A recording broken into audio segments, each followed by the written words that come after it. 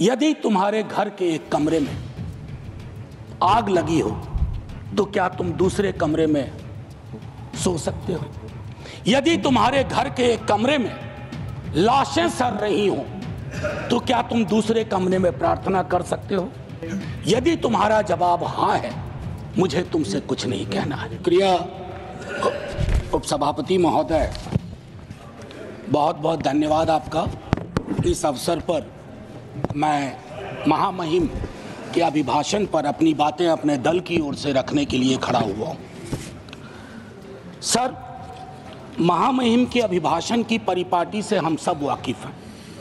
इसी सरकार ने नहीं, हर सरकार, उनकी कैबिनेट अभिभाषण तैयार करती है। महोदय, कई परंपराएं हमने बदली हैं। बरबस एक ख्याल आता है कि अगर ये परंपरा, इस पर हम सोचें कि महामहिम अगर विशुद्ध अपने अनुभव, अपनी पीड़ा और कोई ऐसा मैकेनिज्म हो, ये मैं आगे के लिए सवाल छोड़ता हूं, क्योंकि मैं आज सुबह सोच रहा था माननीय उपसभापति महोदय, अगर धृतराष्ट्र ने महाभारत को संजय की नजर से ना देखा होता तो क्या होता? संजय को कैबिनेट मान लिया जाए। मैं इस संदर्भ में ये बात रखना चाह रहा था। खैर, जाहिद ने मेरा हासिल ईमान नहीं देखा, रुख पे तेरी जुल्फों को परेशान नहीं देखा। तो जो परेशानियां हैं, जो दिक्कतें हैं, वो अगर रिफ्लेक्ट होती है सर, तो एक कलेक्टिव विल उस पर काम करेगा सर। दुनिया की कोई ऐसी समस्या नहीं है जिसको हम लोग साझा रूप से हल नहीं कर सकते हो। ये पक्ष विपक्ष का मामला नहीं है। उस संदर्भ में ये बात मैं कह रहा था सर। ये अवसर है, महाकुंभ में जो जाने गई हैं, मैं उनके लिए श्रद्धांजलि व्यक्त करता हूं अपने सभी साथियों की ओर से। सर, मैं आंकड़ों में जाऊंगा ही नहीं। मैं कोविड के दौर का भी गवाह हूं सर। कितनी लाशें अनअटेंडेड चली गई सर। अति साधारण लोग हैं ये।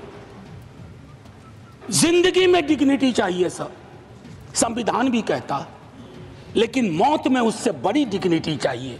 अगर हम डिग्निफाइड डेथ नहीं इंश्योर कर पा रहे हैं सर, तो ये हमारे सामूहिक विफलता है सर। क्या आंकड़े की बात करूं? मैं जानता हूं, मुझे फोन आते हैं, आपको भी आते होंगे कि फलनवा वो गया है, कोई खबर नहीं लग रही है, फोन नहीं लग रहा है। वो व्यग्रता, वो चिंता सर तब बढ़ जाती है ना, जब 17 घंटे तक कोई आधिकारिक पुष्टि नहीं होती है, तो अफवाह फैलती है सर। और अफवाह फर्दर स्टैम्पीड को जन्म देती है। 2-3 जगह हो जाते हैं। और मैं क्या कहूं सर, मैं सोच रहा था कल जब बातचीत शुरू हुई, खड़गे साहब बोल रहे थे, बाकी लोग, मैं सोचा कि इतनी देर में नेहरू जी नहीं आए, तो नेहरू जी भी आ गए। 54 के कुंभ का जिक्र हुआ संभवतः कि इतने लोग मारे गए थे सर। ये लाशों के आंकड़े पे तेरा वाला मेरा वाला, ये लोग कितने चोटिल होते होंगे समझिए सर। मैं आपके माध्यम से ये कहना चाहता हूं। और एक और चीज सर, इसके लिए भी मैंने, माननीय नड्डा साहब थे उस दिन ऑल पार्टी मीटिंग में, प्रहलाद जी भी थे, मैंने एक बात कही थी सर, इस देश में धर्मांधता और धार्मिकता का फर्क मिटता जा रहा है। धार्मिक देश है हम, हजारों साल से धर्मांधता नई चीज है। डेली देखो, हर घंटे कोई बाबा आ रहे हैं, उनसे भिड़ने के लिए किसी मौलाना को भिड़ा दिया, वो ग्रह नक्षत्र देख के बता रहे हैं कभी नहीं ना आया तो कोई पाप नहीं धुलेगा। सर, ये परिपाटी संविधान के दृष्टिकोण से भी बंद होनी चाहिए। और ये जो प्रोडक्शन फैक्ट्री रिलीजियस बाबाओं की आ गई है सर, इसके उत्पादन पर भी रोक लगनी चाहिए। सर, दिक्कत क्या है? प्लीज बैठकर सर, बैठकर बात नहीं, आप आपस में बैठकर बात नहीं प्लीज। सर, मैंने उसके कहा था कि हर धर्म के अंदर इस तरह के सुपरस्टिशन जन्म हो रहे हैं। और मैं एक और बात कहता हूं, सर ईश्वर को क्यों ठग रहे हैं? वीवीआईपी दर्शन, ईश्वर के समक्ष भी ये बात होगी कि एक जनसाधारण का दर्शन, एक वीवीआईपी दर्शन। सर ये संविधान सबसे मजबूत चीज है। पॉलिटिकल पार्टीज कलेक्टिव विल है, कोई भी वीवीआईपी दर्शन किसी मंदिर में, किसी दरगाह में नहीं होगा। तभी प्लीज आप बैठ जाइए। सर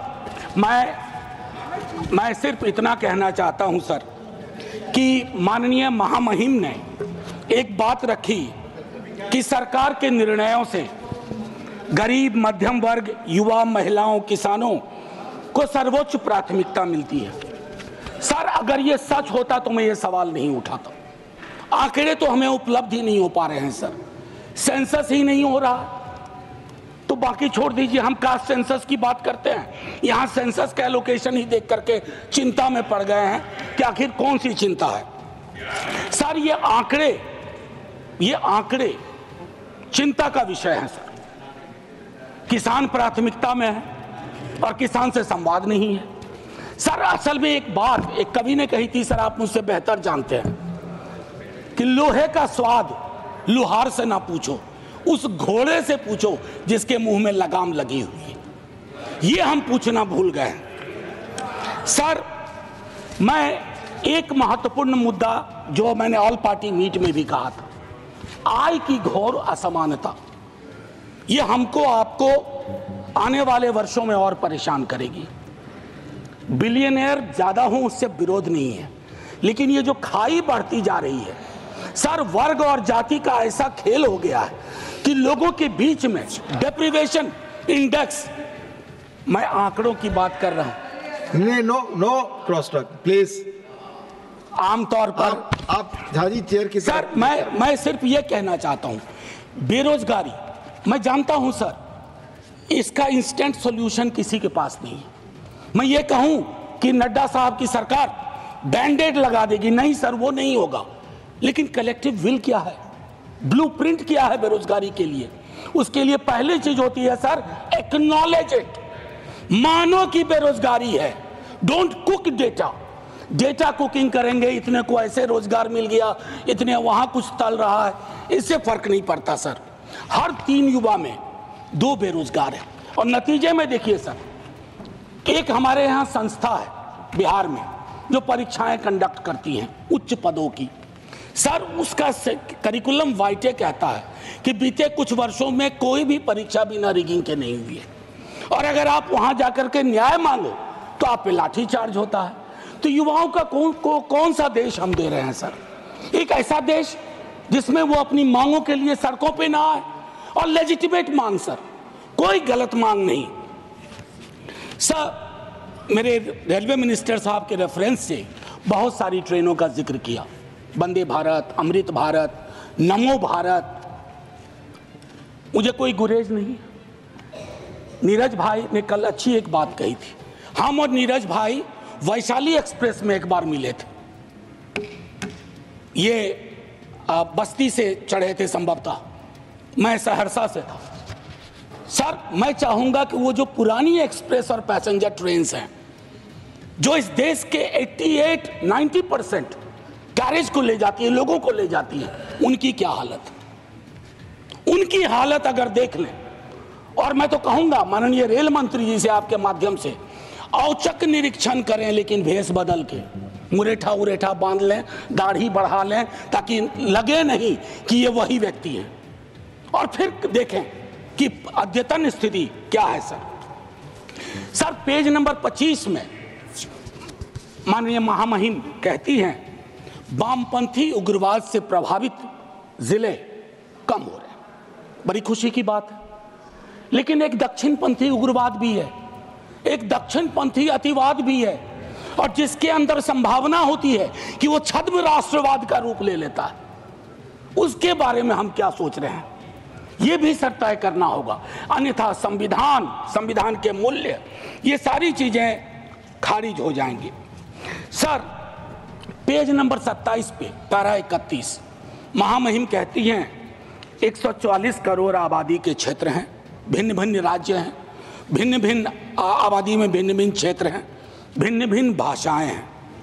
मेरी समझ में नहीं आया कि हमने रिलीजन को, धर्म को ओमिट क्यों किया इसमें।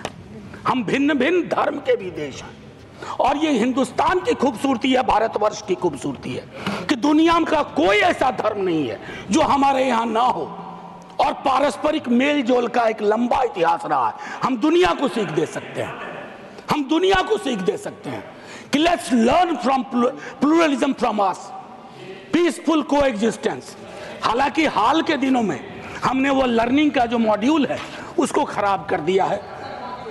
सर, हाल के दिनों में एक और चिंता का विषय रहा था जो मैं आपको कहूं। इससे पहले कि मैं एक बात कहूं, सर मैं हिंदू हूं, लेकिन मैं चाहूंगा कि मेरे धर्म में, बाकी धर्म के लिए भी अपील करूंगा, लेकिन अपने धर्म में भी फर्क आए चीज़ों को देखने में। सर ये किताब है, अगर आप कहेंगे तो मैं गिफ्ट करूंगा नड्डा साहब को। Thank you Gandhi. ये कृष्ण कुमार जी ने लिखी है, मेरे सीनियर थे, शिक्षक भी थे दिल्ली विश्वविद्यालय में, एनसीईआरटी के चेयरमैन रहे, अभी रिटायर्ड लाइफ जी रहे हैं। उनका एक दोस्त था मुन्ना, ब्यूरोक्रेट था मध्य प्रदेश का। He died an unfortunate death during Covid. उसकी डायरी के पन्नों से यह किताब बनी है। कृष्ण कुमार जी ने यह किताब ली। क्या कहते हैं सर पता है? कलेक्टिव गिल्ट का एक्सप्रेशन हमारे धर्म में कम रहा। औरतों के साथ क्या क्या नहीं हुआ, कलेक्टिव गिल्ट नहीं। जातियों में देखिए किस तरह का व्यवहार रहा, कलेक्टिव गिल्ट नहीं। गांधी की हत्या के बाद कलेक्टिव गिल्ट का अभाव रहा।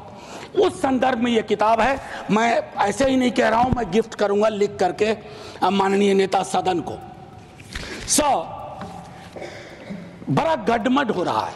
अगर देखें महामहिम के भाषण में, अभी हाल के दिनों में चर्चा हुई कि स्टेट, सर पॉलिटिकल लाइफ में विरोध करना तो इनकी नीतियों का शुरू किया था विद्यार्थी के रूप में।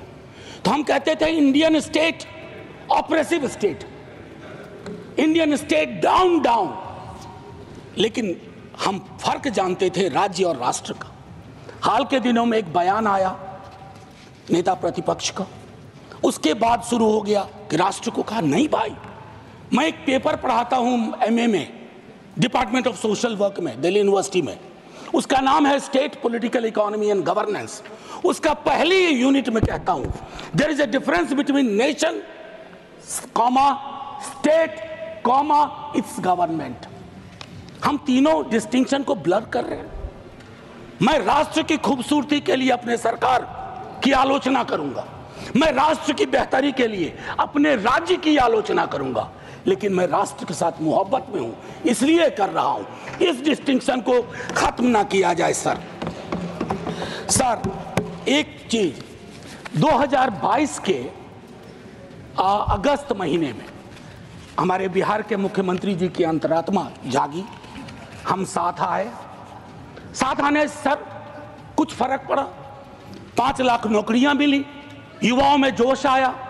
दूसरी चीज ज्यादा महत्वपूर्ण है सर, दूसरी चीज ज्यादा महत्वपूर्ण है, चलिए उस पर ऐतराज है, बाद में बात करेंगे। दूसरी चीज ज्यादा महत्वपूर्ण है, 3.5 लाख प्रक्रियाधीन के बाद जातिगत सर्वेक्षण हुआ सर।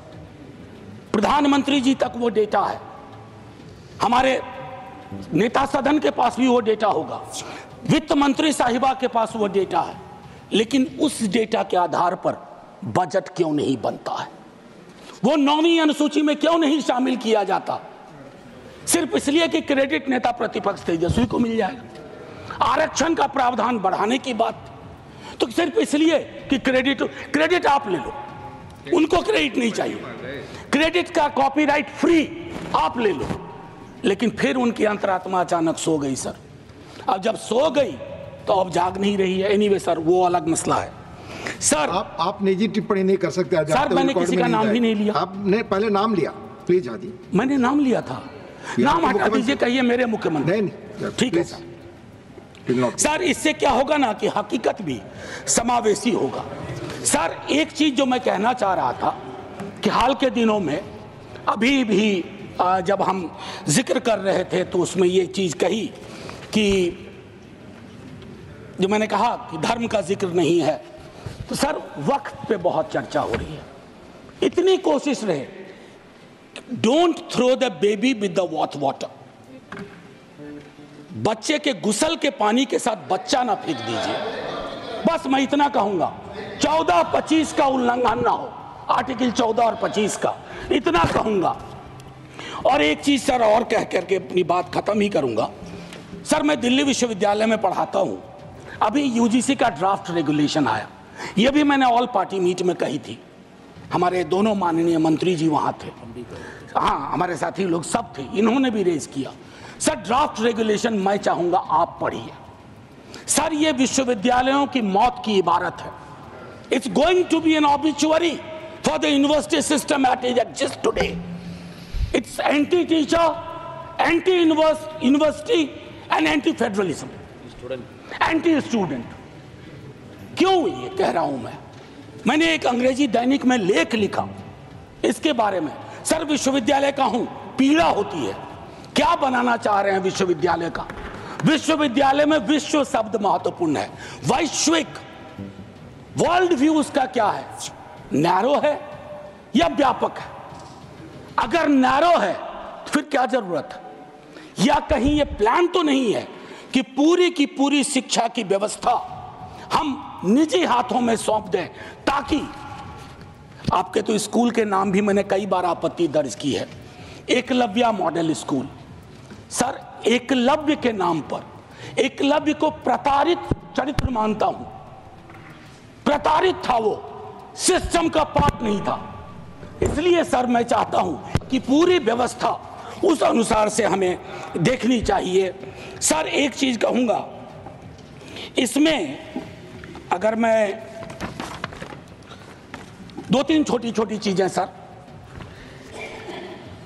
आंगनवाड़ी, सहायिका, आशा, ये हमारे कैरियर्स हैं, हमारी सारी स्कीम को ढो रहे हैं। उनका मानदेय क्या है? उनका मानदेय चिंता का विषय है। सारी स्कीम को वो कैरी करते हैं, एक तो वैकेंसी है, ऊपर से उनके मानदेय में कोई बढ़ोतरी नहीं, तो एक स्टैग्नेशन है सर, कंप्लीट स्टैग्नेशन है। उनके लिए सोचा जाए, उनके बारे में, उनके कार्य के अनुरूप चर्चा हो। सर टीचर की वैकेंसी, मैं तो अपने यहां से भी वाकिफ हूं, विश्वविद्यालयों की बात नहीं करूंगा। एक श्वेत पत्र आना चाहिए, SC ST OBC रिजर्वेशन की क्या अद्यतन स्थिति है विश्वविद्यालयों में, ICSR इंस्टीट्यूशंस में। सर लोगों की आंखें फटी रह जाएंगी। मैं बता रहा हूं, कोविड में जब मैंने बात की थी, जो आज मैंने कुंभ वाली बात की, बीजेपी के दोस्तों ने आके कहा somebody had to speak। Sir हम पार्टी अलग अलग हो, धारा तो एक है सर। लोग उनसे भी तो कहते होंगे कि हमारा रिप्रेजेंटेशन क्या हो रहा है, हमारे बारे में क्यों नहीं बोलते हो? सर ये मैं समझता हूं एक श्वेत पत्र आना चाहिए। मैंने पूरा आंकड़ा था, आंकड़ा मैं हाँ सर, अब नहीं ये उचित नहीं होगा, क्योंकि सेंट्रल हॉल में वो अद्भुत जगह थी। सर बस खत्म कर रहा हूँ। सेंट्रल हॉल में एक अद्भुत जगह थी जहाँ लोग कटिंग अक्रॉस पॉलिटिकल पार्टी आते थे। ये अवसर नहीं है उसके लिए वकालत करने का, लेकिन मैं कहूँगा कि सेंट्रल हॉल नुमा एक चीज़ बेहद आवश्यक है। तब सर ये पार्लियामेंट में डेडलॉक नहीं होगा। डेडलॉक तोड़ने की सबसे खूबसूरत जगह सेंट्रल हॉल थी। खैर एनीवे सर, मैं ये कहना चाहता हूँ, टीचर शॉर्टेज, छोटा एक उदाहरण दे रहा हूँ, सोल्यूशन। शिक्षा प्रेरक हजारों की संख्या में पार्ट ऑफ ए प्रोग्राम था, आज वो खाली बैठे हुए हैं, आप उनको एम्प्लॉय करो। डीएलएड आप ही की सरकार का प्रोग्राम था, डीएलएड आप ही की सरकार का आइडिया था, आपने क्या किया? डीएलएड के बाद न्यायालय के इंटरवेंशन के बावजूद, बस खत्म कर रहा हूं सर, बावजूद उसको आपने दरकिनार कर दिया। तो मैं माननीय महामहिम के, जब मैंने शुरुआत की थी सर, एक लाइन कह के खत्म करूंगा और मैं सर्वेश्वर से खत्म करूंगा, और ये मैं अपने सब के लिए कह रहा हूं। यदि तुम्हारे घर के एक कमरे में आग लगी हो तो क्या तुम दूसरे कमरे में सो सकते हो? यदि तुम्हारे घर के एक कमरे में लाशें सड़ रही हो तो क्या तुम दूसरे कमरे में प्रार्थना कर सकते हो? यदि तुम्हारा जवाब हाँ है मुझे तुमसे कुछ नहीं कहना है। जय हिंद सर।